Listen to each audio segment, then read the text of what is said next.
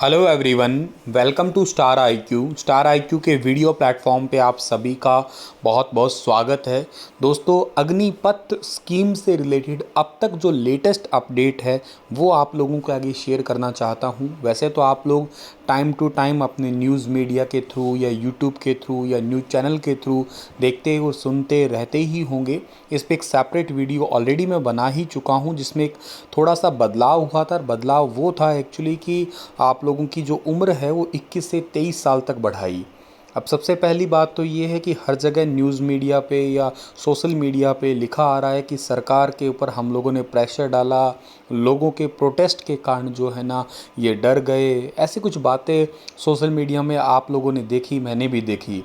तो एक्चुअली एक press conference हुई है आज ही के दिन में, दोपहर की ही बात है। और अनिल पुरी जी जो है उन्होंने इस चीज़ को थोड़ा क्लियर किया, कहा कि ऐसा मत सोचिए कि हम लोगों ने किसी के दबाव या प्रेशर में आके ये चीज़ें की। एक्चुअली हम ये खुद ही करना चाहते थे, लेकिन हम लोगों ने थोड़ा प्रोसीजर फॉलो कर रखा था कि पहले हम लोगों को इस चीज़ की घोषणा करनी है, उसके बाद में एज क्राइटेरिया ऑलरेडी बढ़ाना था। और वो एज क्राइटेरिया किसी के प्रेशर में आके नहीं, सिर्फ वो कोरोना के कारण ही हमने ऐसा किया है। एक तो बात इन्होंने ये क्लियर की। दूसरी बात इन्होंने ये क्लियर की है कि ये जो एज है तो वो तो बढ़ा दी है, लेकिन ये जो अग्निपथ स्कीम है ये किसी भी हाल में वापस नहीं ली जाएगी। अभी तक की लेटेस्ट अपडेट में यही कहा है कि वापस नहीं लेंगे। अच्छा, क्यों नहीं लेंगे, कारण क्या है? मैंने मेरे लास्ट वीडियो में तुम्हें शेयर किया था, बताया था कि हमारा जो ऑन एन एवरेज एज है इंडिया का वो नियर अबाउट 32 है।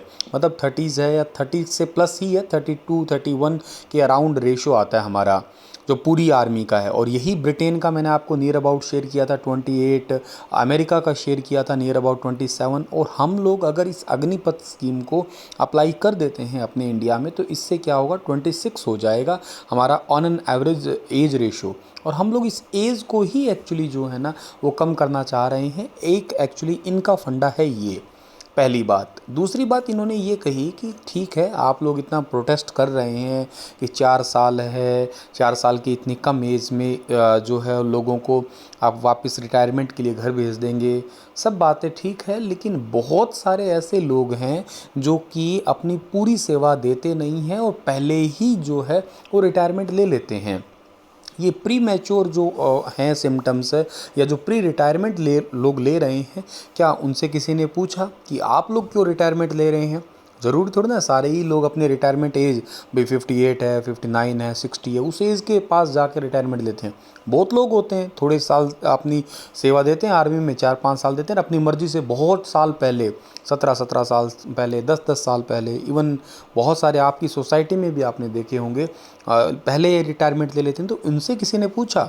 इस बात का कोई जवाब दीजिएगा। तो एक्चुअली कहते हैं हम लोग अब इस सिस्टम को चेंज करना चाहते हैं और इसी करके ये वाली अग्निपथ स्कीम हम लोग लेके आए हैं। एक प्रेस कॉन्फ्रेंस हुई थी, इस प्रेस कॉन्फ्रेंस में जो है ना वो हमारे जनरल लेफ्टिनेंट आए थे, भारतीय सेना के अनिल पुरी आए थे। इसके अलावा जो है ना एक बंसी पोनाप्पा आए थे, और इसके अलावा जो है ना नौसेना की तरफ से जो आए थे दिनेश त्रिपाठी आए थे। और ये सभी इसके अंदर प्रेस कॉन्फ्रेंस में थे। और एक्चुअली सभी ने मिलके बस यही कहा था कि जो हमारी औसत उम्र 32 साल है उसको कम करके हम लोग 26 पे लाना चाहते हैं। हालांकि कहते ये हमारा कोई आज का टारगेट नहीं था, हम चाह तो ये 1989 से रहे थे, ठीक है ना। 89 से ही ये प्रोसेस जो है ना हमारा चल रहा है एक्चुअली। और आने वाले टाइम में जो है ना बहुत कुछ बेनिफिट होगा। एक्चुअली हम ऐसा नहीं है कि अभी जैसे 40 45 हज़ार या 50 हज़ार वैकेंसी लाएंगे, धीरे धीरे वक्त के अनुसार हम 1 लाख 1.5 लाख तक की वैकेंसी लाएंगे। तो हमारा शुरुआती कदम है, ठीक है। सो इसी करके ये एक बहुत ही इंपॉर्टेंट सा एक मॉडल होगा। इसमें गर्ल्स को भी इंक्लूड किया जाएगा, मेल फीमेल सभी होंगे इसके अंदर। दूसरी बात है कि किसी ने पूछा कि छुट्टियों का क्या होगा। कहते हैं नॉर्मली छुट्टियां जैसे 1 साल में मिलती है, एनुअल लीव लगभग 30 मिलेगी, सिक लीव मिलेगी बेस्ड ऑन मेडिकल एडवाइस, तो ये भी है। सारी मेडिकल CSD फैसिलिटी है वो सब मिलेगी। अच्छा, इसके अलावा अग्निवीर के लिए आप लोगों को शायद याद होगा, ये तो बताया था कि एलिजिबिलिटी के लिए कोई ऐसा कुछ नहीं कि कास्ट कुस्ट का है, ऑल इंडिया ऑल क्लासेस, ठीक है ना। कोई general class, SC BC OBC ऐसा कुछ नहीं है, सबको इक्वली ही ट्रीट किया जाएगा। कोई 4 साल के बीच में छोड़ना चाहे तो उसको नहीं छोड़ने दिया जाएगा। 4 साल उसको अपनी सेवा पूरी करनी ही होगी, हर हाल में करनी होगी। 10वीं पे बेस पे कोई जाता है तो 12वीं का उसको जो है ना डायरेक्ट ही डिग्री मिल जाएगी। इसके अलावा फर्दर अपनी स्टडीज़ भी कंटिन्यू करेगा। कल ही के दिन में आप लोगों ने वो तो पढ़ ही लिया था कि सीआरपीएफ है या कोई असम राइफल्स है, उनमें 10% का रिजर्वेशन अलग उनको प्रायोरिटी दी जाएगी। वो चीज़ें तो अलाउंस आ ही गए हैं। बाकी सैलरी वैलरी फंड्स वगैरह जो है ना ऑलरेडी आप लोगों को पता ही है।